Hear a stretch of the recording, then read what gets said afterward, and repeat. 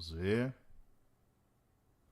Acho que vai ter que ficar em duas partes o vídeo. Poxa vida. Travou o OBS. Vamos ver se vocês retornam por aqui. Deixa eu ver aqui.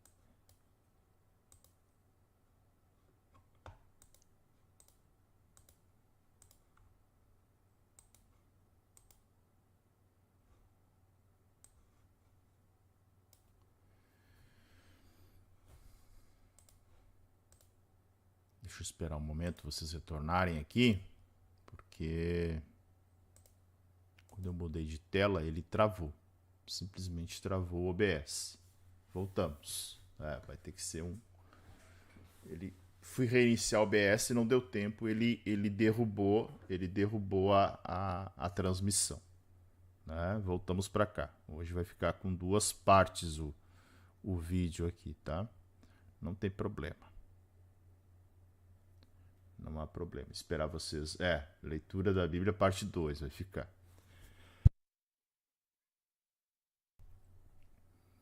Ele congelou o aplicativo, daí não deu tempo de reiniciar, porque às vezes dá um tempinho, né?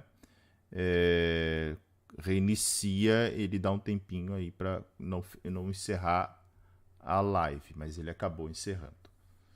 Tá? O que eu queria mostrar para vocês é esse livro aqui, o Escriba Esdras e o Judaísmo, um estudo sobre Esdras na tradição judaica, né? E ele vai falar muito a respeito disso, né? Da construção do texto. E essa construção do texto ela é importante porque ela tem esta... vai ser necessário vocês darem like de novo, aí deixa o seu like aí, tá? A construção do texto ela é impactada, né, por esta influência, podemos dizer assim, né, da continuidade do texto, tá? Deixa o seu like novamente aí, né? Bom, chegamos no capítulo 4, então continuamos nesta sessão agora, uma outra sessão de Judá, né? Ainda na linhagem real, que vai até o verso de número 23. Né? Até o verso de número 23. Então, do versículo 1 até o versículo de número 7, né? Nós podemos ver aqui uma genealogia dessa tribo, né? Que já havia sido dada no segundo capítulo, tá? Que havia sido dada no segundo capítulo, ok? Com algumas variações, tá? Com algumas variações. Gente, travou o aplicativo aqui que eu transmito, tá? Por isso que a live foi reiniciada, tá? Travou. Então eu vou depois chamar ele de parte 2 aqui. Vai ficar com um vídeo a mais o nosso, né? Parte 2. Aí, tá? Parte 2.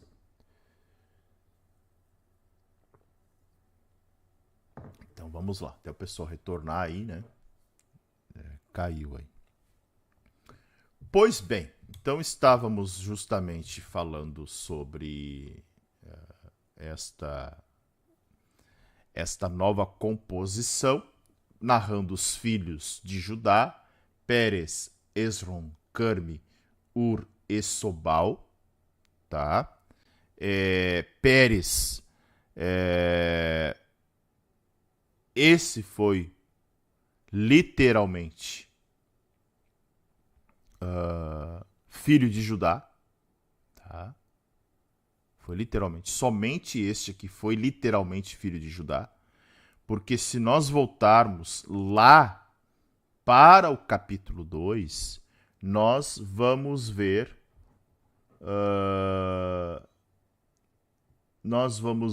sim, esse Ezequiel, Não é o Ezequias, é Zedequias, o último rei antes do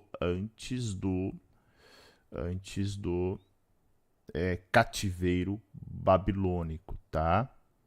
Agora, se nós voltarmos assim para 2 Crônicas, capítulo 2, nós vamos ver que esses outros homens que aparecem aqui, Esrom, Carmi, Ur e Sobal, não são filhos de Judá. Alguém vai dizer, pastor, por que o texto está dizendo que é filho? De novo, né? Filho, neto também era filho, né? Neto também era filho.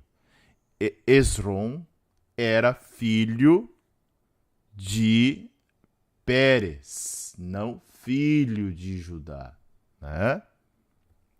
Não esqueçam disso, tá? Não esqueçam disso.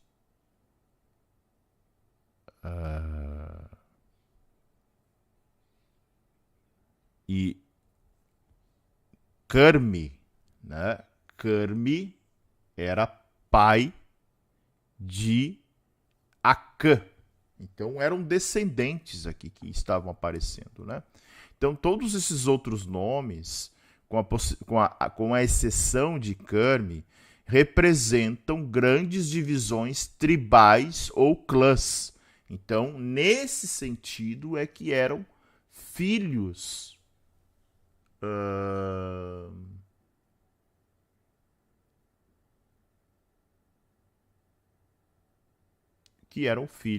né, de Judá. Tem um outro vídeo, tá, Neuzedir? Nós estamos com outro vídeo. Talvez a Neuzedir deve estar acessando o vídeo anterior. Ficou 2 vídeos. Então, tem que pegar o ao vivo. Tá? Coloque alguém aí para Neuzedir, por favor, que ela tem que pegar o vídeo que está ao vivo. Não sei como é que ela está vendo o vídeo anterior e está nesse chat aqui. Deixa eu ver. Chat exclusivo para membros é onde? Eu não estou habilitando chat exclusivo para membros, tá? O chat está aberto para todos.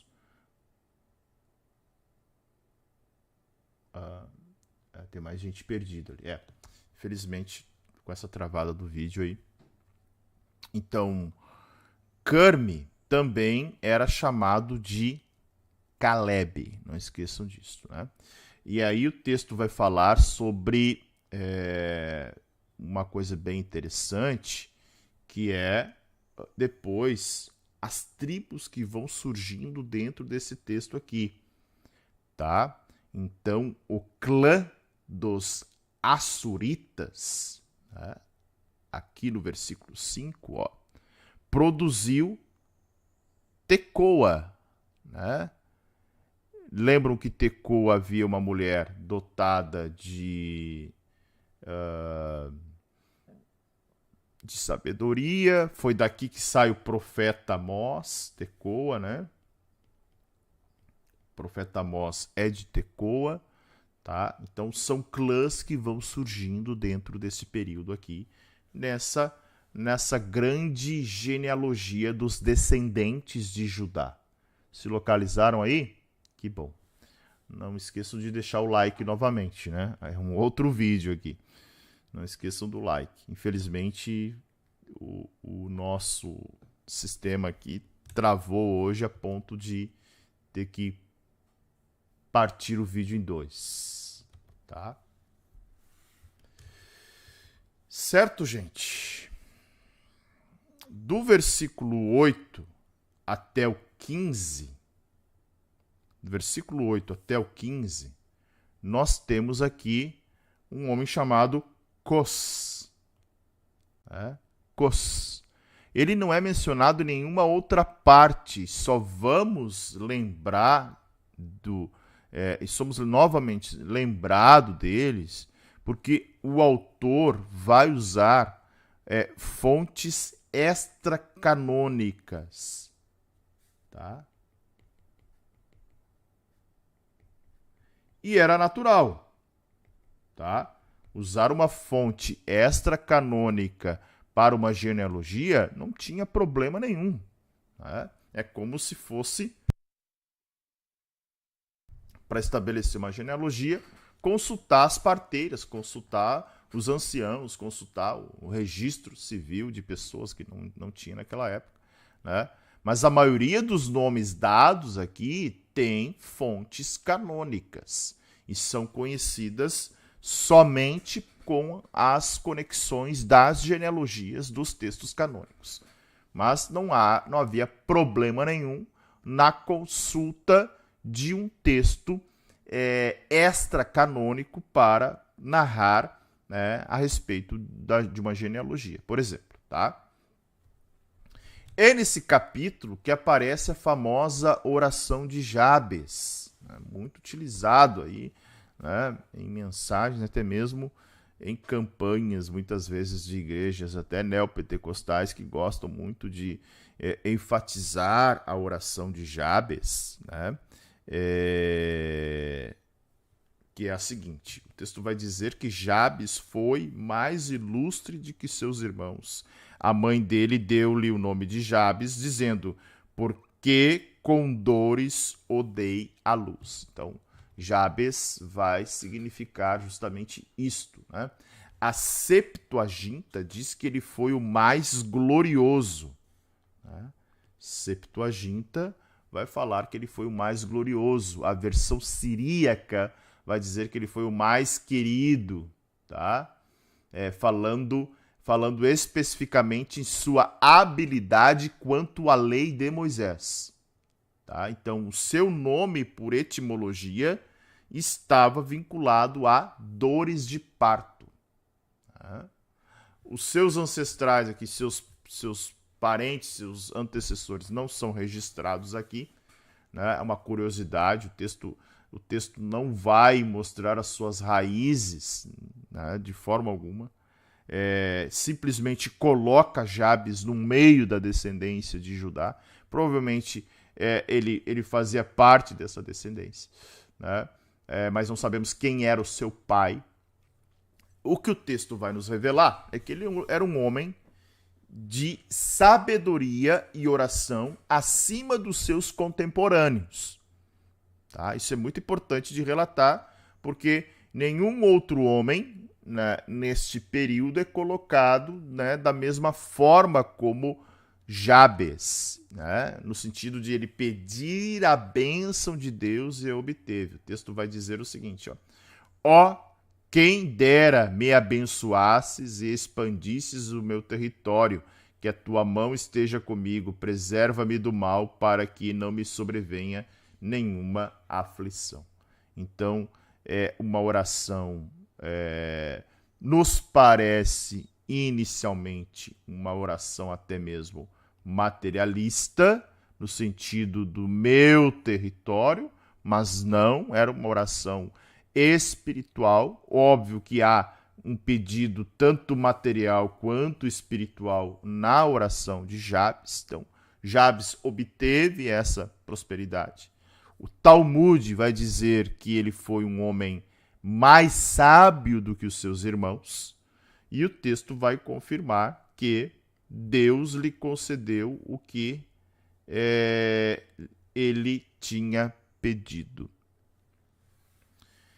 Há um ponto importante que eu quero ressaltar aqui, é que simplesmente fazer como algumas igrejas neopentecostais fazem, e aqui eu não estou aqui para julgar nenhuma igreja, mas sim esta má interpretação bíblica e também muitas vezes a má aplicação da Bíblia, é no sentido de simplesmente induzir as pessoas a realizarem a oração de Jabes e achar que elas e induzi-las que elas serão abençoadas de tal forma que Deus vai conceder tudo o que elas estão pedindo. É um grande erro, porque aqui tirar esse texto do contexto, sem conhecer a história de Jabes, que é muito curta, e o Talmud vai nos dizer que ele era, sim, um homem, né, sábio, ou seja, Aí você pega um povo que está movido pelo interesse materialista e diz o seguinte: orem como Jabes,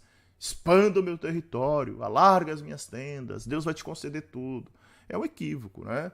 Porque comparar boa parte desses homens e mulheres carnais que estão ali, né, com uma visão egoísta da vida com Deus, no sentido de só pedir, né?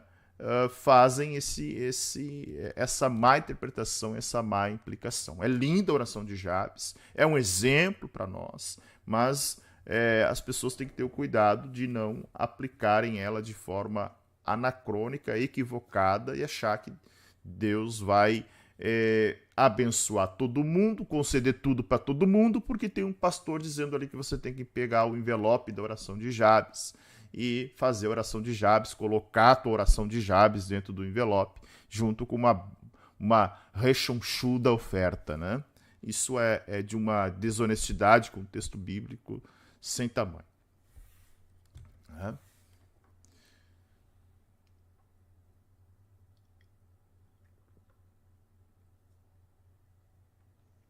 Ainda no capítulo de número 4, a partir dali, então, nós temos com continuidade aqui nos versículos 11 e 15, vai falar os homens de Reca, no versículo 12. É o único lugar da Bíblia que fala desses homens de Reca, né? Vai falar de Quelube, que irmão de Suá, que gerou Meir. Esse é o pai de Estom, tá? Deixa eu abrir aqui.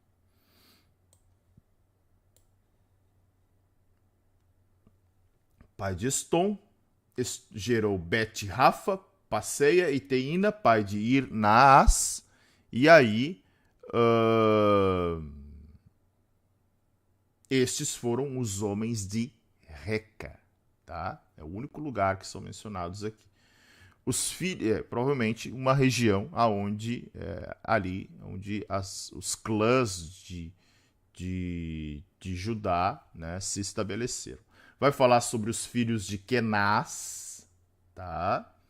Os filhos de Kenaz formavam um clã proeminente do mesmo ramo de Caleb, tá? Aí já o Caleb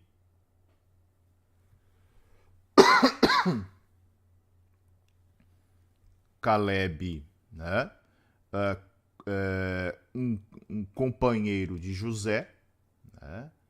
Vai falar de quem mais aqui?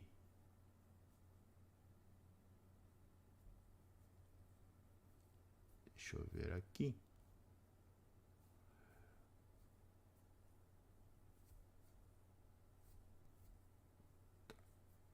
Elá e Kenaz. Esse Kenaz aqui, gente, ele não é o mesmo Kenaz. Ele não é o mesmo Kenaz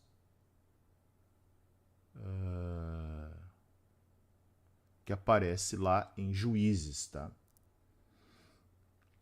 Então, dando a descendência também de Caleb, né, que vem de Kenaz, ok?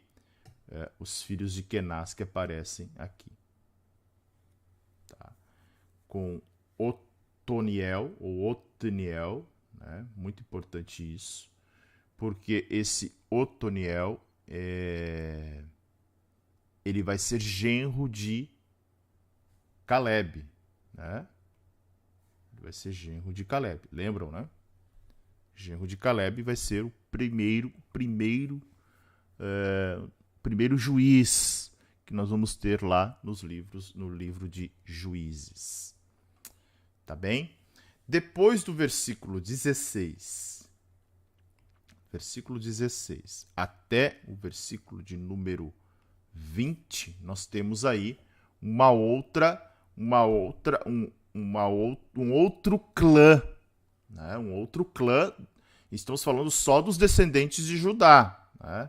Um outro clã que são os descendentes de Onde é que está aqui? Ó, os descendentes de Jealelel. Tá? Os descendentes de Jealelel, os filhos de Zera, tá? Os filhos de Zera e os filhos da mulher de Odias, né? Vão mostrar, então, esse detalhamento de outros clãs, e todos esses nomes são apenas mencionados aqui. Né? Por isso que a gente tem a dificuldade de daqui a pouco, quem era Odias? Quem era Zanoa? Então, nós temos uma dificuldade muito grande, porque não é pouca informação, nós não temos nenhuma informação. Nenhuma informação. Esses nomes aparecem apenas aqui nos livros canônicos. Então, sobre eles a gente não sabe coisa alguma, exceto que eles estão dentro da genealogia de Judá. Né? Ok? Menção para... Onde é que está aqui? Deixa eu achar. Onde está? Versículo 18, ó. Jered, que diz aqui, ó, sua mulher judia deu à luz a Jered, pai de Gedor, Eber, pai de Socó, e Jecutiel, pai de Zanoas. Esse Jered casou com uma filha de Faraó, egípcio do seu tempo, e muito provavelmente indica que estamos tratando aqui de uma época em que Israel mantinha boas relações com os egípcios.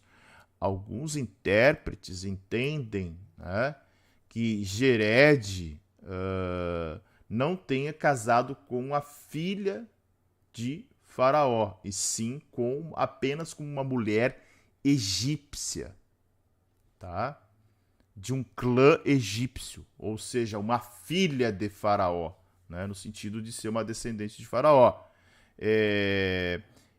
A gente pega esta referência em... Deixa eu ver aqui. 1 Reis 9:24, né, quando fala da filha de Faraó, né, e 2 Crônicas 8:11, que vai dizer sobre filha de Faraó, tá? Então, essa expressão filha de Faraó era usada no sentido literal. Então, há essa dúvida se Jered realmente casou com uma mulher de um clã egípcio ou se realmente casou com uma mulher filha de Faraó, tá? Os versos 21 e 23 vão nos dar um segundo registro genealógico da tribo de Judá, que se encerra com um breve sumário da família de Selá. Olha, os filhos de Selá, filho de Judá, foram pai de Leca, Lada, pai de Maressa, né? Ou seja, o filho mais novo de Judá com a Cananeia, né, filha de Sua, é o mesmo Selá da figura que aparece em 2 Crônicas, capítulo de número 2, tá? Capítulo de número 2. Selá, supostamente, tornar-se-ia marido de Tamar. Lembram lá de Gênesis? Mas isso foi negado, que armou o palco para o drama do incesto entre Judá e Tamar.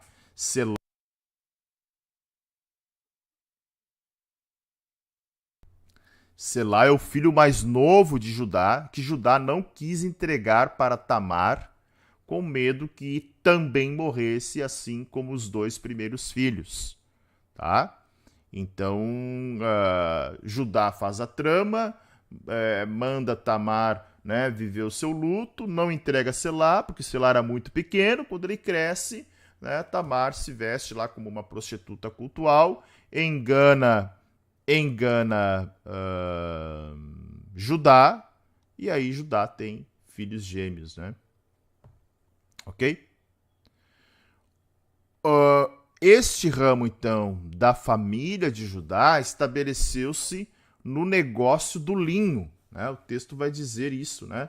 Ó, Selá foi também pai das famílias da casa dos que trabalhavam com linho em Bet-Asbeia. Isso é interessante, né? Ou seja, se especializavam em alguma coisa, né? Produzindo aqui excelentes tecidos, né? Que eram comercializados naquela época. Outros membros da família de Judá, como Joquim e os homens de Cozeba, aparece aqui, ó, bem como Joquim dos homens de Cozeba, tá? De Joás e de Saraf, eles tornaram-se oleiros habilidosos e também os seus produtos eram conhecidos em toda parte. O texto vai dizer, ó, estes eram oleiros e habitantes de Netaim, de Gedera, e moravam ali com o rei para o servirem. Né? Que rei é este que eles moravam? Tá? Eles residiam em Moabe, estavam residindo em Moabe, né? Tinham alguns favores especiais, pelo jeito. Tá? Alguns até pensam que este rei tem três tentativas de identificar que rei é esse. Moabe, talvez Babilônia e até mesmo Salomão. Tá? É aquilo que eu digo, a gente tem quase nada de informação. Né? Então, os eruditos, os estudiosos vão tateando as informações e levantando suposições ao longo dos estudos bíblicos. Quando se fala, claro, né, quando a gente olha para reis, a gente não tem essa dificuldade. Quando a gente olha para os textos de Esdras, Neemias, os profetas, a gente não tem dificuldade. Agora, nas genealogias, nós temos muita dificuldade, justamente porque o texto está preocupado em mostrar a dinastia de Davi. Tá? Então, quando a gente olha para 1 Crônicas, nós temos que lembrar disso. O texto está preocupado em mostrar a dinastia de Davi. Tá? Tem um propósito aqui. Claro que daí ele aborda outras tribos, que vai até o capítulo 8, né? Mostrando outras tribos, outras genealogias das tribos. E aí, do versículo 24 até o versículo de número 43, 43, nós temos aí a genealogia de Simeão. Tá?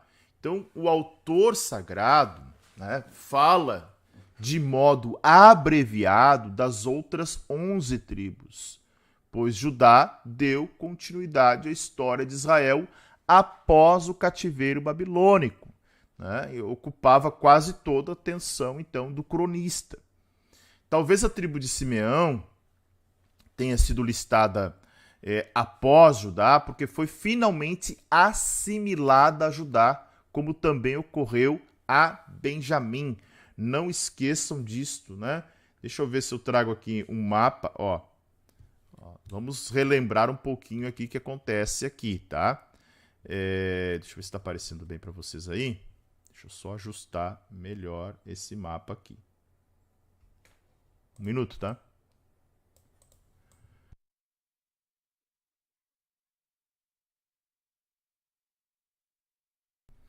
Olha só.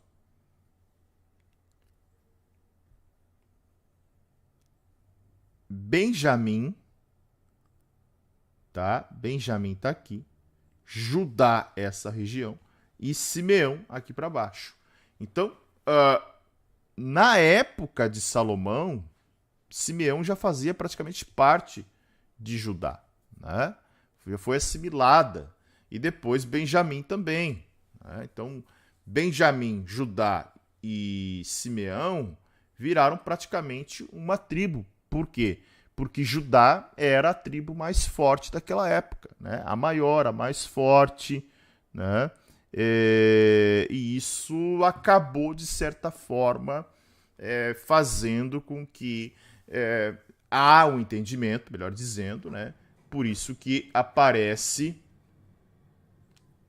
o texto mostrando aqui logo na sequência a tribo de Simeão, né? Listada após a tribo de Judá. Tá? O ponto importante é que a lista de filhos dado em 1 Crônicas difere daquela, 1 Crônicas 4 de Simeão, difere daquela de Gênesis 46. Então, nós podemos supor que uma fonte informativa extra, não canônica, também esteve à disposição do autor aqui. No livro de Gênesis são dados 6 nomes, mas aqui foram dados 5 nomes. Né? Se nós olharmos aqui, ó, voltamos lá para o 24. Ó, os filhos de Simeão foram Nemuel, Jamim, Jaribe, Zerá e Saul. Tá? Então lá em Gênesis aparecem 6 nomes. Tá? Assim como pode haver mudanças na grafia dos mesmos nomes que aparecem lá. Tá? Oade é um dos nomes mencionados no livro, tanto de Gênesis quanto de Êxodo, que foi emitido, já tinha sido emitido em Números, e foi emitido em 1 Crônicas. Tá? Então, o nome de Oade foi um dos filhos, foi o filho Oade, o filho que foi omitido nesta genealogia aqui. Tá? Esta lista que vai até o verso de número 43 não tem paralelos nos livros canônicos do Antigo Testamento e foi tomada provavelmente por empréstimo de uma ou mais fontes não canônicas. Por isso, então, que nós temos tão pouca informação a respeito das pessoas envolvidas aqui, tá? Até o versículo de número 40 ali, né?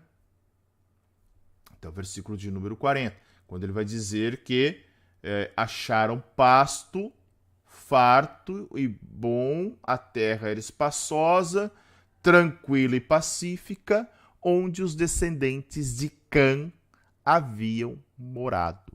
Né? Muito interessante isso, tá? Antes até mesmo desse versículo aqui, no versículo 39, vai falar que eles chegaram à entrada de Gedor, né? Na Septuaginta aparece como Gerar, tá? Isso envolve parte do Negueb, do Alto Negueb, né? Deixa eu pegar aqui o mapa e tentar localizar aqui.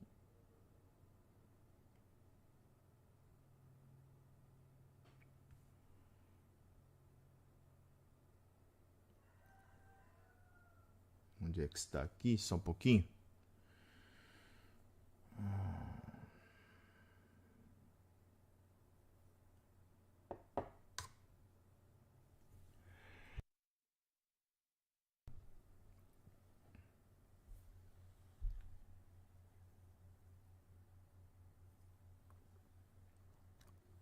Provavelmente pegava essa região do Negueb aqui, né? Não aparece nesse mapa, mas pegava essa região muito perto da faixa de Gaza aqui, tá? Então era muito essa região aqui, ó. Aqui está a Filístia, né? Então pegava essa região do Negueb aqui, tá? Então, os clãs que vieram depois do Egito, outros clãs que vieram do Egito, né? Como os camitas, habitavam ali e foram deslocados, né? Mediante violência. Então, na época, a época era do rei Ezequias de Judá, né? E aí eles foram muitos, os meunitas, os camitas, outros povos que tentaram, né, se estabelecer por aqui, foram removidos depois, né, com muita violência. Nos dias de Ezequias, 500 simeonitas, né, espalharam-se pelo leste e estabeleceram-se nas regiões montanhosas de Seir, tá? para o lado de Edom. Ok? Eles chegaram aqui, mataram os amalequitas e obtiveram um nome para si mesmos. Então, os amalequitas haviam sobrevivido aos massacres do tempo da época de Davi, né? Mas finalmente caíram para os simeonitas. Tá? Então, para que a gente possa compreender o que está sendo narrado aqui, porque o próprio texto vai dizer, ó, estes que estão registrados por seus nomes foram nos dias do rei Ezequias, rei de Judá. Derrubaram as tendas, atacaram os meunitas que se encontravam ali e destruíram totalmente até o dia de hoje. Ficaram morando no lugar deles porque havia pastos para os seus rebanhos. Então, esses simeonitas que estão sendo registrados aqui fazem esta intervenção, né?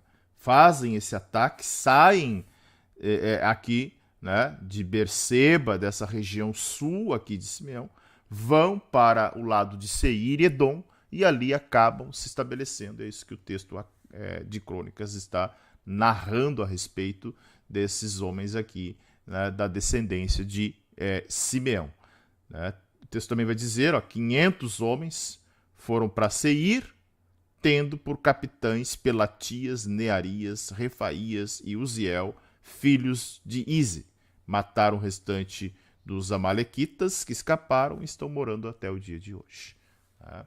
Então, os amalequitas que conseguiram, né, se manter firme e forte, mesmo com toda a ação de Davi e de outros reis, né, aqui, lá no reinado de Ezequias, já era, né, já havia, lembrando, né, que a gente acabou recentemente de ler os textos dos reis, lembrando que muitos povos, embora o grande núcleo de Judá foi levado para o cativeiro, havia povos aqui que se espalhavam. Né? Esse é um exemplo, 500 simeonitas pegaram suas coisas, se levantaram, foram para outra região e acabaram se estabelecendo por ali. Tá? E aí chegamos no capítulo de número 5, ok? Com os descendentes de Ruben. Então, uma sessão que está continuada ali no capítulo de número 4, de outras tribos, e agora a gente chega nas tribos transjordanianas, ou seja, as tribos que ficaram do lado leste do Jordão, tá? Metade da tribo de Manassés, a tribo de Gade e a tribo de Ruben. São chamadas as tribos transjordanianas. Que nós não podemos esquecer que foram os primeiros lugares que foram levados para o cativeiro assírio. Né? Essa região aqui foi a primeira. Não é à toa que as 2,5 tribos, quando da entrada na Terra Prometida, pedem para Moisés para ficar aqui. Era uma região muito, muito próspera, plana e sempre alvo de disputa, né? Entre os amonitas, os moabitas, depois as 2,5 tribos, depois os assírios. Nós vamos lembrar que Ramote Gileade era uma cidade que sempre estava no alvo dos assírios, dos sírios depois dos assírios, né? E Israel sempre tentando defender Ramote Gileade. Tá? Então, isto era algo que acontecia com muita frequência. Então, esse capítulo 5 relata a genealogia das tribos que viveram do outro lado do Jordão. A tribo dos Rubenitas, que vai do versículo 1 até o versículo de número 10. Né? Depois dos Gaditas, do versículo 11 até o versículo 17. E depois ele vai narrar lá no versículo 23 e 24 a história da meia tribo de Manassés que permaneceu do lado leste do Rio Jordão, tá? O lado oriental do Jordão, melhor dizendo, né? Também chamado de lado leste, ou ainda a Transjordânia, tá? Então, quando a gente fala de Transjordânia, nós estamos falando também deste lado leste, tá? Os livros de crônicas subentendem que os judeus e muitos de Israel se recuperaram porque se dispuseram a aprender o que? Essa tentativa de estabelecer estas cidades, que eram cidades muito, muito disputadas mesmo, muito disputadas. Não vamos esquecer que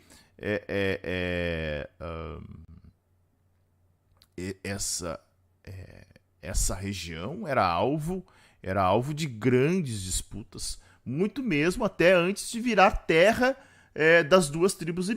Não esqueçamos que foi aqui que Moisés derrotou os reis, né, reis de Bazã, o rei de Amon, ali todos aqueles 2 reis que foram vencidos antes do povo adentrar a terra, e depois com Josué também, né? Então vamos olhar primeiro para a tribo de Ruben, que é o que o capítulo 5 mostra. Então a tribo de Ruben, na verdade, Ruben foi punido por causa do tolo ato sexual dele contra Bila, concubina de Jacó, que nós já vimos lá em Gênesis 35. Ou seja, a primogenitura, toda, digamos assim, como é que eu vou dizer? Toda a proeminência, toda a evidência, né, de Israel deveria estar na tribo de Ruben. Mas eles acabaram perdendo o direito da primogenitura e de herança, né, embora Ruben fosse o primogênito de Jacó, mas seu pecado foi grave demais para me permitir que as coisas seguissem o curso natural da primogenitura. É assim que a tribo de Judá absorveu Ruben, como também a tribo de Benjamim, tornando-se então uma super tribo, né?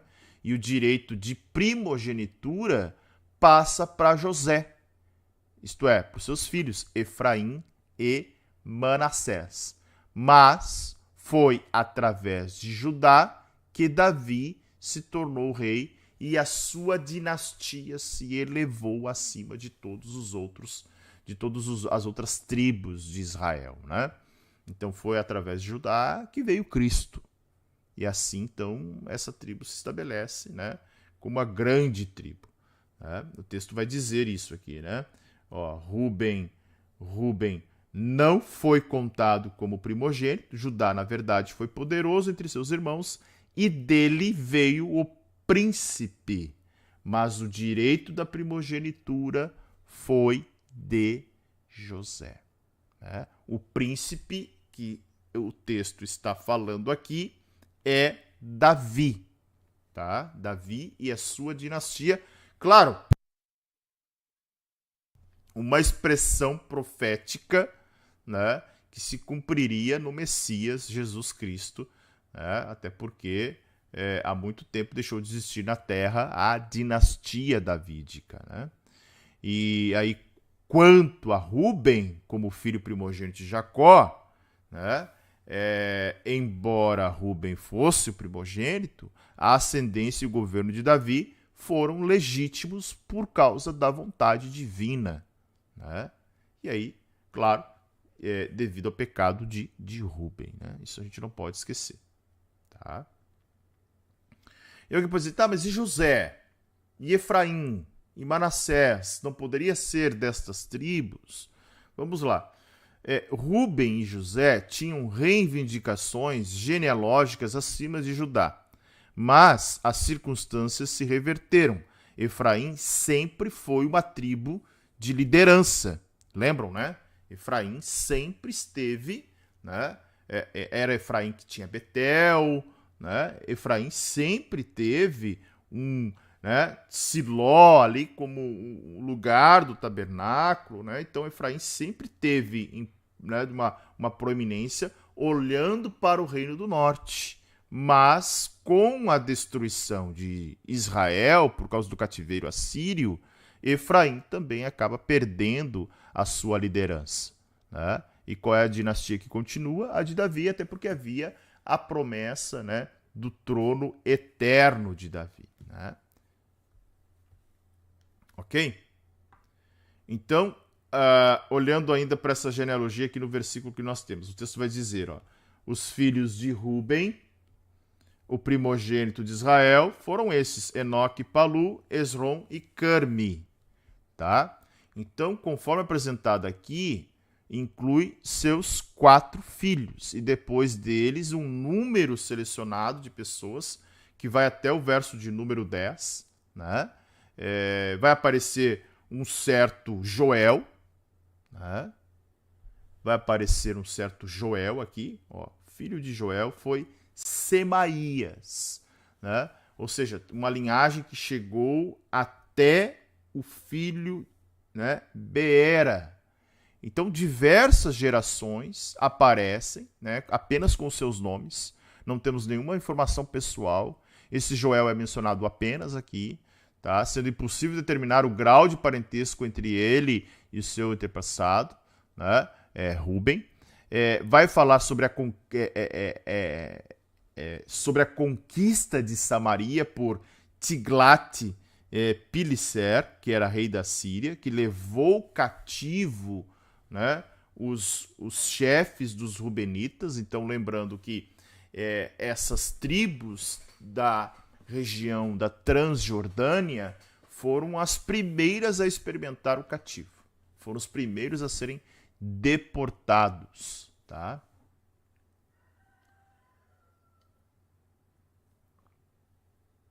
Os versículos 9 e 10 aqui vão mostrar justamente também como eles ampliaram seus territórios naquela região.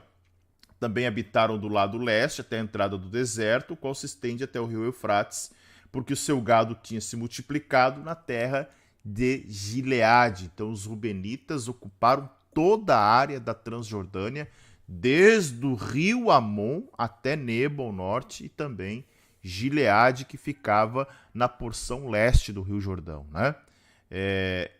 Ou seja, tinha tudo para ser uma poderosa nação. Né? Uma poderosa nação. Uma nação poderosíssima, com muita força, mas, infelizmente, né, nós vamos ver o quanto o pecado acaba, de certa forma, também destruindo essas possibilidades. Né?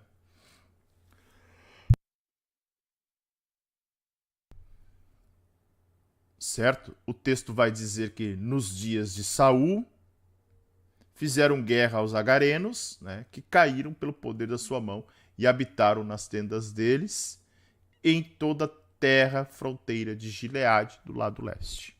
Tá? Então esta era a tribo de Ruben, que esteve do lado leste do Jordão. Depois nós temos os descendentes de Gade, que vai do verso de número 11 até o verso de número 17. Então, nesses versículos aqui, nós vamos encontrar as gerações dos Gaditas. E os nomes aqui figuram também somente neste lugar, em todo o Testamento. Né? Então, isso é interessante até porque a gente para pensar o seguinte. O cronista, né, lembrando que provavelmente era Esdras e que, por intermédio da grande biblioteca que Esdras e Neemias tinham, é bem provável que eles tinham cartas genealógicas não utilizadas por outros livros canônicos e que foram guardadas, né, por muito tempo. Então, os gaditas que aparecem aqui estabeleceram-se em Bazã, também aquela região aqui, né? Aqui aparece melhor, ó. Visualizamos Manassés, Ruben e Gade, né? Então os gaditas estavam nessa região aqui, e é na região dos gaditas que estão cidades famosas que nós vimos, né? Jabes Gileade, Ramote Gileade, Sucote, Maanaim, Mispa, né? Cidades que fazem parte aí, né, de grandes disputas e de grandes batalhas no período dos reis, tá? Então, os gaditas então se estabelecem naquela região de Bazã, ao sul e ao leste do mar de Quinerete, né? Aqui, ó, ao sul e ao leste do mar de Quinerete. Mar de Quinerete, também chamado de Mar Morto ou Mar Salgado, né? Há esses 3 nomes aqui para o Mar Morto, tá? Mar Morto ou Mar Salgado. Perdão. Mar Morto, só tô fazendo confusão. Mar de Quinerete está aqui em cima. Perdão, gente. Tô olhando errado aqui. Ao sul, tô olhando para a tribo de Ruben, na verdade é Gade, né? Gade é Mar de Quinerete, que também é chamado de Mar da Galileia. Corrija o que eu acabei de dizer. Mar Morto, Mar Salgado é uma coisa. Mar de Quinerete, né, que é também chamado Mar da Galileia, está aqui. Estava olhando para Ruben aqui e olhando para o Mar Morto. O sul é aqui, né? Mas não, Gade está aqui ao sul do Mar de Quinerete. Perdão, Quinerete está aqui, tá? Ok? Depois do versículo 18, nós temos aí algo bem interessante, né? Só para fechar Gade, né? Essa função acabou me perdi aqui. Gade, no trecho de Gênesis 46, enumera 7 filhos de Gade, né? Que estão listados aqui no versículo de número 13. Ó. Micael, Mesulão, Seba, Jorai, Jacã, Zias, Zia e Eber, tá? Então, as listas são representativas, até porque mostram que a partir desses 7 filhos de Gade, nós vamos ter aí um bom desenvolvimento também desta tribo.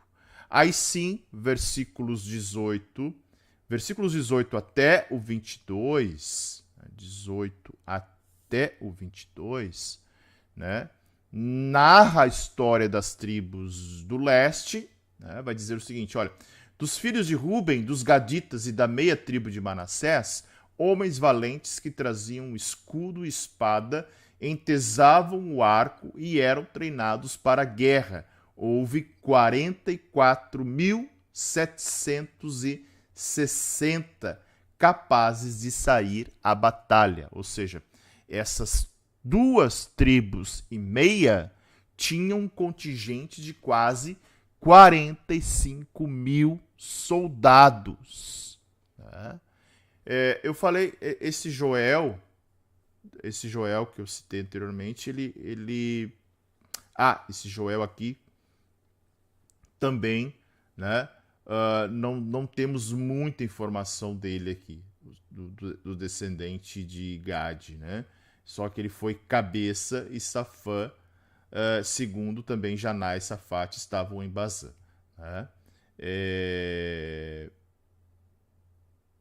Provavelmente, né? Parentes ou até mesmo, né? Porque o texto fala de seus irmãos segundo as suas casas paternas. Então, provavelmente, eram da linhagem de Gade, mas a gente não tem certeza assim, aonde se encaixa dentro desta genealogia gadita, né? Tá? Então, olha só, as 2 tribos e meia, elas possuíam um grande contingente. Lembrando que Israel não possuía cavalaria, senão só nos dias de Salomão, tá? E eles eram homens valentes que faziam uso do quê? De arco e flecha. Né? Eram treinados para a guerra. Então, olha só. Eles fazem guerras com alguns territórios ali, conforme o texto vai narrar. Fizeram guerra aos agarenos, a Getur, a Náfis e a Nodab. Foram ajudados contra eles, e os agarenos e todos os que estavam com eles foram entregues nas suas mãos, porque na batalha clamaram a Deus, que lhes deu ouvidos, porque confiaram nele. Era uma região de muito gado, lembram disso, né? Então, para conquistar aquele território, eles tiveram de incluir os habitantes anteriores da terra, incluindo até mesmo os agarenos. E aí, muita matança, muito saque, né? Vão conquistando, os agarenos esses foram mortos, desapossados das suas terras, e os hebreus triunfaram, porque, segundo eles pensavam, né? Yahvé tinha saído ao socorro dele. O texto até vai falar que eles clamaram a Deus, que lhe deu ouvidos, porque confiaram nele, ou seja, eles confiaram no Senhor para avançar nesses territórios aqui. Então, levaram o gado dos agarenos, 50 mil camelos, 250 mil ovelhas, 2 mil jumentos e 100 mil pessoas, ou seja, 100 mil pessoas dos agarenos foram incorporados, tá? Incorporados às 2,5 tribos. Então, os agarenos foram expulsos do seu território pelas tribos orientais até o cativeiro assírio. E aí sim, os israelitas de toda a nação do norte foram afastados por povos trazidos de outros lugares, ao mesmo tempo que foram também deportados. E aí vão se misturando com esses povos todos até formar os samaritanos, né?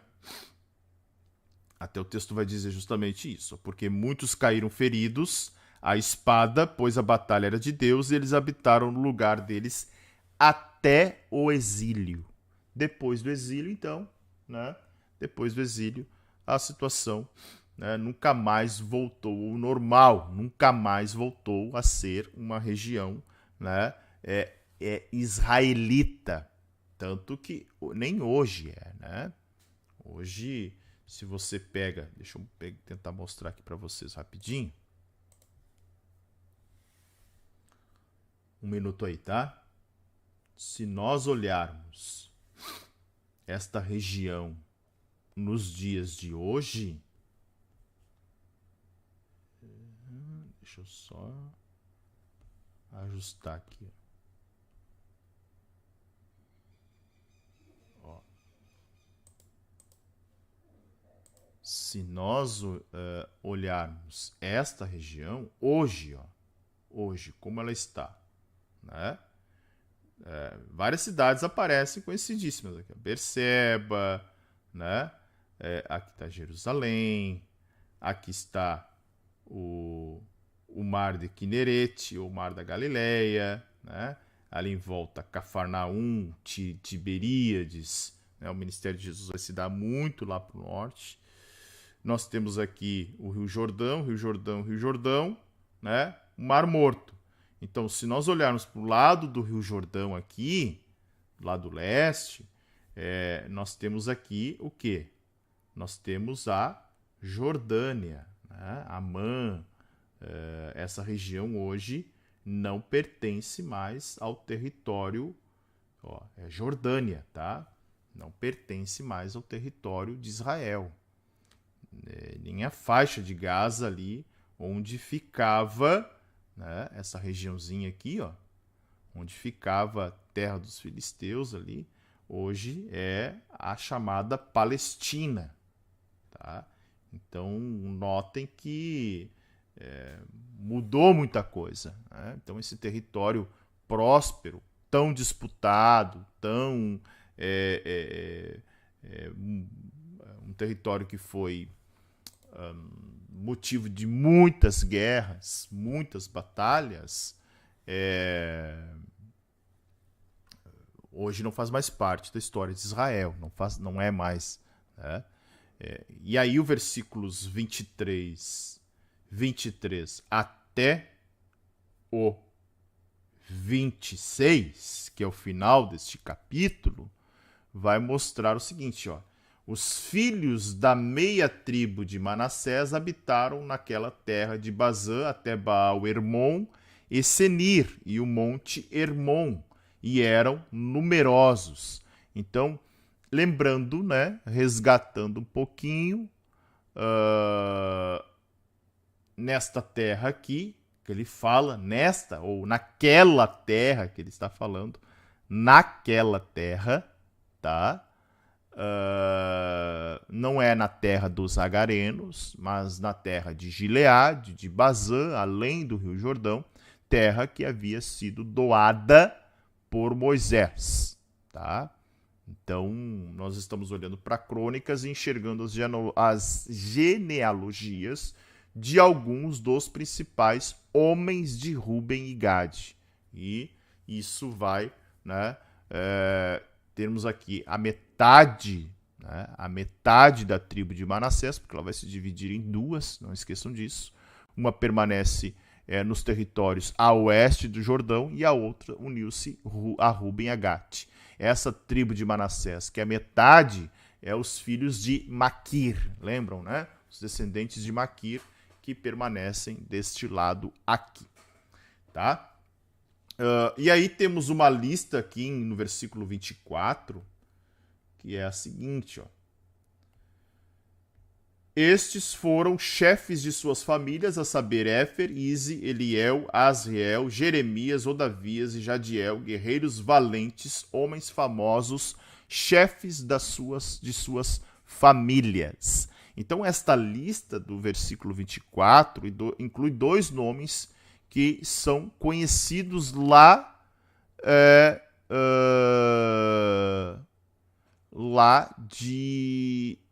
da lista de números, né? Éfer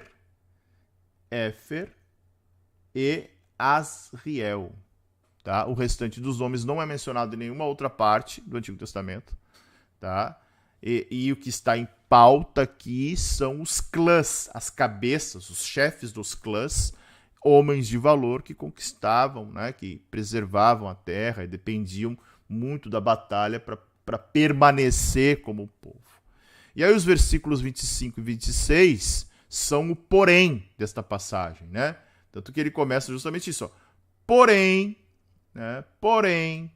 foram infiéis ao Deus de seus pais e se prostituíram segundo os deuses dos povos da terra que Deus tinha destruído diante deles.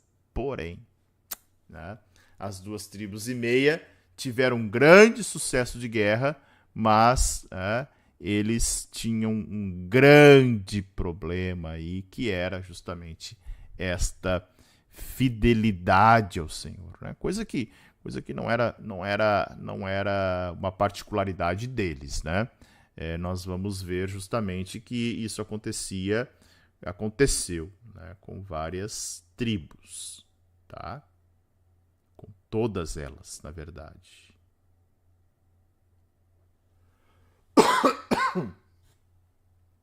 Perdão. Por isso, daí o versículo 26 vai narrar o final, né? Por isso, o Deus de Israel despertou o espírito de Pu, rei da Síria, ou seja, o espírito de Tiglat-Pileser, rei da Síria, que levou cativos os Rubenitas, os Gaditas e a meia tribo de Manassés e os fez morar em Ala, Abor e Ara, nas proximidades do rio Gozã, onde permanecem até o dia de hoje. Tá? Então, elas se tornaram, né, tribos estúpidas também, com a sua idolatria, abandonando o antigo iavismo, derrotaram os povos dos territórios, mas Pu, né, ou Tiglat-Pileser, Tiglat-Pileser III, tá? Tiglat-Pileser III. Eu vou trazer mais tarde, né, uma tabela dos reis assírios para ver quando reinaram cada um desses 3 reis aqui. Outros reis assírios também. Perdão. Então, Pu, né, o texto vai falar do espírito de Tiglat-Pileser no sentido da maldade, né, da obstinação, e aí o desejo e a força de Pu, né, que encabeçou uma forte invasão e o poder das tribos, as tribos orientais, das 2,5 tribos, se reduziu a nada, absolutamente a nada, tá? Então, é interessante ver isso que acontece aqui. E eles são os primeiros, né? Os primeiros hebreus a irem para um cativeiro assírio, né? Foram as 2,5 tribos que estavam, né, do lado leste do Rio Jordão. Né? Por quê? Adultério espiritual. Tá? Adultério espiritual. Aquilo que os israelitas vão, né, durante toda a sua jornada, viverem, né, uma batalha constante, uma guerra constante, né, com uma dificuldade imensa de se livrarem da idolatria. Infelizmente, né, a poderosíssima nação de Israel se resume a absolutamente nada, né? Absolutamente nada. Tá? Ok? Desta forma, deixa eu acessar o aplicativo aqui. Concluímos a leitura de hoje. Tá? Logo acaba essas genealogias, né? Olha aí. Ó. 1 Crônicas 3, 4 e 5. 121 de 365. Tá? 121 de 365. Não esqueça de printar a tela aí. Não esqueça de, né, colocar o link da playlist, se for possível. Né, aí divulgando, outras pessoas estão começando, sabia? Um trabalho que vocês fazem de divulgar, eu peço que todos façam isso. Né? Vai lá, coloca no seu Instagram, coloca no Stories, dá o printzinho aqui dos 121 dias, coloca a playlist ou coloca o link do vídeo, né? Porque tem muita gente recomeçando, ou melhor, começando a leitura, e isso é gratificante, é bom saber, né? Porque esse é um trabalho atemporal, né? Porque o ano que vem outras pessoas poderão continuar, né? E tenho pensado em até como fazer, se reprisamos o ano que vem, né? A ideia de reprisar todos eles, né? Com a ideia das pessoas também serem atraídas e iniciarem. Certo? Porque é o caminho que nós temos para um dos caminhos, além de uma intimidade com Deus, é a intimidade com a sua palavra, tá? A Sandra colocando aí, 121 de 365, a Maria Souza também, né? Sandra Regina, um dia abençoado, até que chegamos ao grande desejo de Jesus Cristo único. Né? Tá? Certo, gente? Então, compartilhem nos seus stories, compartilhem aí nas suas redes sociais. A Marinês dizendo, coloque no status do WhatsApp. Legal isso, né? Colocar no status do WhatsApp é muito legal. As pessoas vão ter curiosidade, né? E a gente incentivando. Tem muita gente, mas muita gente com dificuldade de ler a Bíblia, de compreender a Bíblia. Muita gente. Eu diria para vocês, não quero arriscar, tá? Mas eu diria assim que 90% dos crentes não sabem ler a Bíblia. Não sabem ler a Bíblia. Não tem essa compreensão têm muita dificuldade de ler a Bíblia. Eles conhecem porções da Bíblia e isso acaba, de certa forma, sabe? É difícil, né? Então, vamos incentivar, vamos trazer, né? Vamos influenciar outras pessoas. Né? Todo mundo está lá compartilhando o vídeo do Kawaii, do TikTok, do não sei o que mais, né? Vamos nós aqui, né? Já que estamos comprometidos com a palavra, todos nós aqui, vamos. Né? Muita gente tem feito isso. Reprisar seria ótimo, né? Isso mesmo. Estou pensando em até começar a reprisar antes do final do ano, talvez até, né, começando logo assim, reprisar desde o primeiro, e aí a gente faz uma turma 2 aí a partir de 1º de junho, talvez, não sei, vamos ver. Mas enfim, né, a gente precisa, né, aí tanta gente dizendo, eu tenho aprendido muito, sempre, né, coloco todos os dias. Eu aprendi aqui, diz a Ivone, tive dificuldades porque é complexo. Porque a Rosa está dizendo, eu era assim, porções, né? Se a gente não mergulha, o que acontece? A gente sabe porções, domina porções. Isso é muito ruim, né? A gente fica no... claro, é melhor que nada, mas a gente fica no raso, sendo que tem um oceano para mergulhar, né?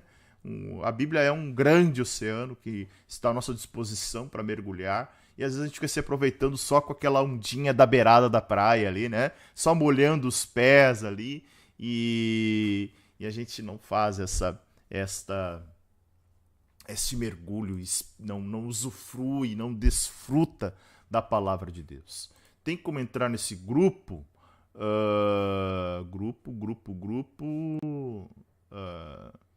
Agora eu me perdi aqui. Qual grupo, Graça? Sobre iniciar, fazer desde o início?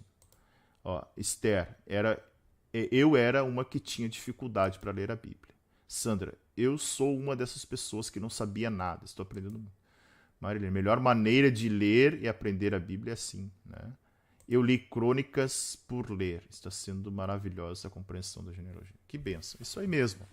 Então a gente acaba, né, tendo uma visão melhor.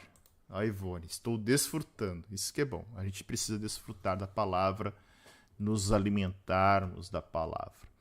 Gente, uma pausa rápida, 5 minutos, preparar um café. Convido vocês para nós meditarmos no Salmo de número 15. Em seguida, retornando com o Café com Palavra, depois de alguns dias aí, vários dias, sem termos o Café com Palavra, devido aí à situação que eu estava, né, respiratória e assim por diante. É quase impossível compreender esses livros.